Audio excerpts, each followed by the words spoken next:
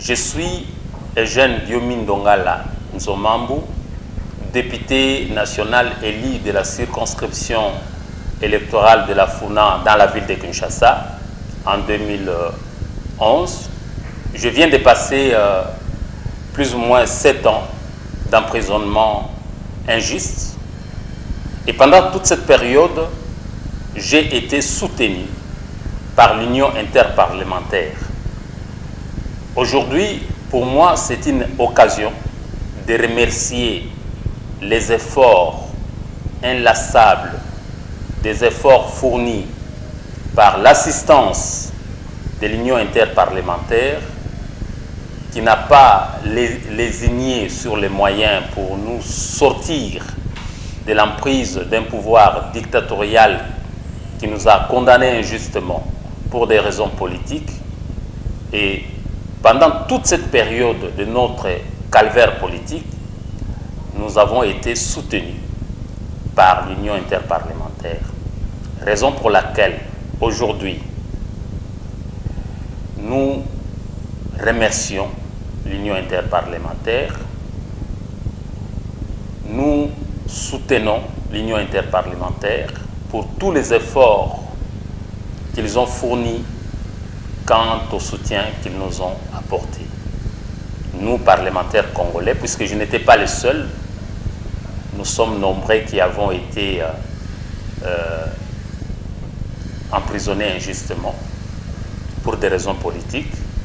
Mais moi, particulièrement, mon cas était le plus violent, le plus difficile, bien que nous ayons obtenu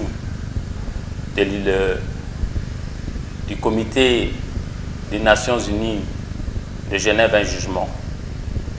Et les pouvoirs de la République démocratique du Congo n'avaient pas voulu nous libérer.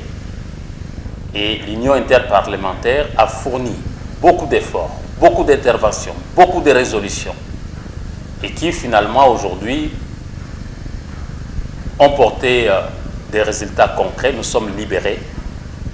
Pour nous, c'est un devoir de reconnaissance, de remercier l'Union interparlementaire pour tous ses efforts, pour tout son engagement, pour toute cette assistance. Une délégation s'est déplacée de Genève à Kinshasa pour nous apporter une assistance pragmatique, technique et concrète. C'est une grande joie aujourd'hui de dire à tous les députés du monde entier, à tous les membres de l'Union interparlementaire, merci. Merci, merci pour tous ces efforts, pour toute cette assistance qui nous a apporté un soutien moral indéfectible par rapport à notre engagement de rester serein, de continuer la lutte pour la démocratie et l'instauration d'un état de droit dans notre pays. Nous attirons l'attention de tous les députés du monde avec le nouveau président en République démocratique du Congo, M. Félix-Antoine Tshisekedi. Je crois que nous sommes en train d'aller vers un état de droit. C'est pourquoi, d'ailleurs, nous avons contesté les conditionnalités liées à notre libération. En fait, les ministres sortants de la dictature de M. Kabila a imposé des conditions à ma libération. Et ces conditions, en fait, une fois de plus, violent mes droits politiques et civiques. Notamment le fait que je ne peux pas faire des discours politiques alors que j'ai des droits politiques et civils qui sont garantis par notre Constitution et qui sont garantis aussi par les traités internationaux des droits politiques et civils que la République démocratique du Congo a signés depuis 1976, donc 76, et qui ont été ratifiés par notre Parlement.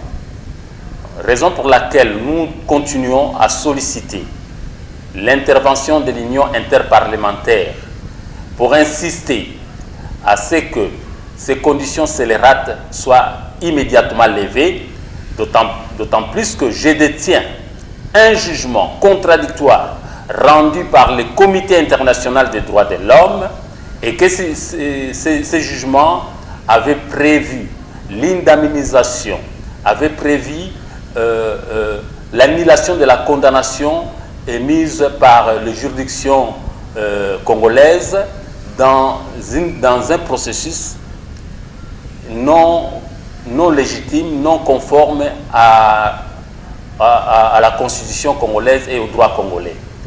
Aujourd'hui, nous sommes libres, certes, mais il y a encore ces conditions qui posent problème. Et par rapport à ces conditions-là, nous continuons à solliciter l'intervention de l'Union interparlementaire pour peser de tout son poids afin que cela soit annulé définitivement.